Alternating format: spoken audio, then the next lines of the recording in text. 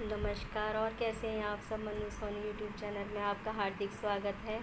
और जैसे कि मेरे पिछले एपिसोड में आपको बताया था कि वो लड़की एक छोटे से गांव में आकर के रहने लगती है। उसके भाई ने इतना बड़ा धोखा किया, लेकिन वो भी उसको भगवान के हवाले कर देती है, क्योंकि उस लड़की का भी ये एक्सपीरियंस हो गया था और मेरा भी ये एक्सपीरियंस है कि इंसान को ना, कभी इंसान कितना भी गलत कर दे लेकिन उससे कुछ शिकवा शिकायत नहीं करना चाहिए। उस चीज़ को अपने दिल में रख के ना, अंदर ही अंदर, और ऊपर वाले के ऊपर छोड़ के सिर्फ खुश रहना चाहिए। क्योंकि जो ऊपर वाला इंसाफ कर सकता है ना, उसमें कोई छूट नहीं मिलती है, क्योंकि वो कर्मों के अनुसार उसका फल ज़रूर देता है। और हमेशा कर्म अच्छे करने चाहिए, ये उसका मानना था, इसलिए उसने उसको भगवान के ऊपर छोड़ दिया। शायद वो सज़ा वो नहीं दे सकती थी, ना सोच सकती थी भाई को क्या सज़ा देती, पति को क्या सज़ा देती, माँ को क्या सज़ा देती। अगर इन रिश्तों में भी धोखे हैं तो फिर किसी को क्यों सज़ा देना। तो बस उसका तो एक ही वो था कि अब भगवान ने ये सब कुछ दिया है तो भगवान ही से सही करेंगे और उसकी सोच को अच्छा करेंगे। क्योंकि वो भगवान को बस अब तक तो मानती थी, और लेकिन अब उसमें भगवान किसी इंसान में उसको दिखना शुरू हो चुके थे।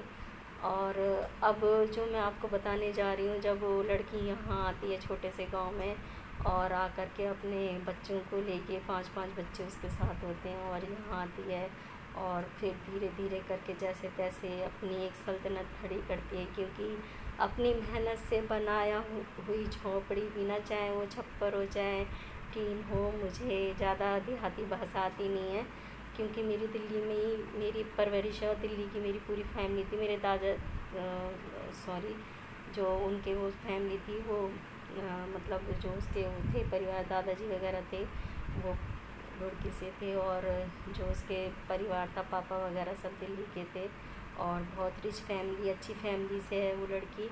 और लेकिन किस्मत को कहाँ लेके जाएंगे, किस्मत तो जिसकी जैसे लिखी है उसको वैसी काटनी पड़ती है ना।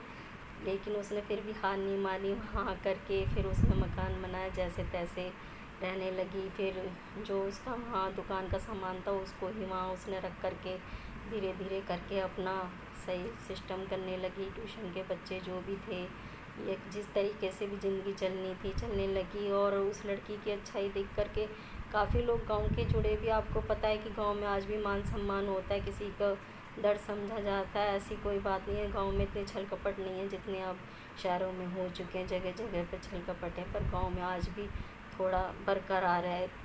एक इज्जत को लेके लोग बाग फर्स्ट वैल्यू देते हैं, और बहुत अच्छा लगता है मुझे भी कि इज्जत को ही फर्स्ट वैल्यू देनी चाहिए। नेक्स्ट एपिसोड में आपसे फिर मिलते